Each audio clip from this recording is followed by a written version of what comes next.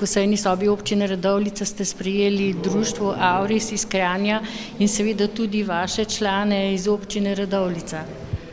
Ja, res je, tako številčne ekipe pravzaprav nisem imel, in sem zelo zadovoljen, ker mogoče ne vemo, koliko gluhonemih se ukvarja s športom in sem bil pravzaprav zelo presenečen, da imamo naše občane, sicer trenirajo v Kranju, ampak dosegajo odlične rezultate in so mi povedali, da so zelo aktivni, zelo sem bil vesel.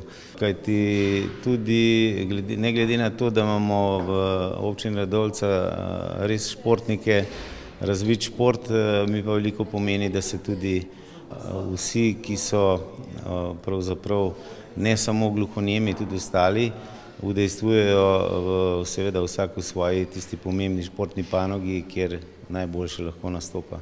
Ste se seznanili z njihovo dejavnostjo? Ja, saj sem jih kar zelo zaslišal, katere discipline, v katerih so najboljši, in sem bil pravzaprav navdušen, da je to futsal, pa balinanje, pa bom rekel kakšni teki v naravi, taki. Pravzaprav presenetili so me, koliko dejavnosti se odvija, in res navdušen je še enkrat, in sem jim zaželel naprej tako aktivnost pa še boljše rezultate.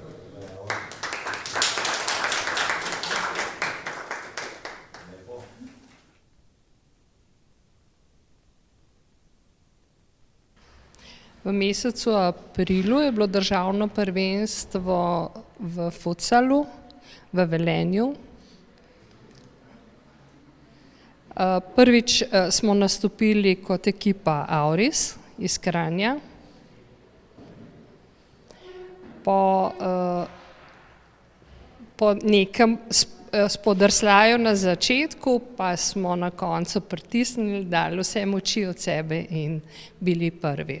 Kako številčna je bila ekipa? 4 igralci in golman, 5. 2 rezervi, 1 rezerva. Je bilo potrebno vložiti veliko truda v tekmo? Veliko smo trenirali, vsak petek smo trenirali v dvorani, ki jo ima v najemu društvo, in pa slišečimi nogometaši doma. So bili člani iz celotne Gorenjske? Ja, naši iz društva Auris, iz cele Gorenjske, ja. Iz različnih krajev Gorenjske prihajajo. In kakšen je bil rezultat? Dosegli smo 1. mesto, na koncu v finalu smo se borili z Ljubljano in jo premagali in bili prvi. Iskrene čestitke vsem v ekipi. Hvala. Kdaj je potekala tekma v balinanju? V mesecu maju je bilo državno prvenstvo v balinanju.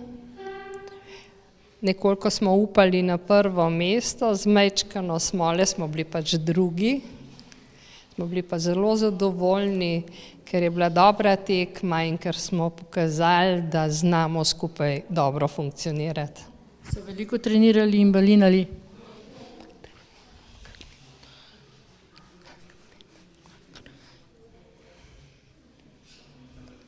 Redno smo trenirali, načrtovali strategije, kako bomo metali,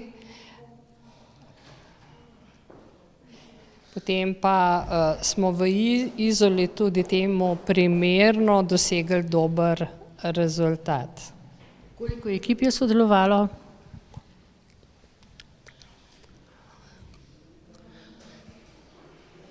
8. Sodelovalo je 8 ekip, posebej pa so tekmovale tudi ženske. Tako da so tudi ženske dosegle lep rezultat in smo bili zelo zadovoljni, ker smo vsi tako dobra ekipa. Čestitke.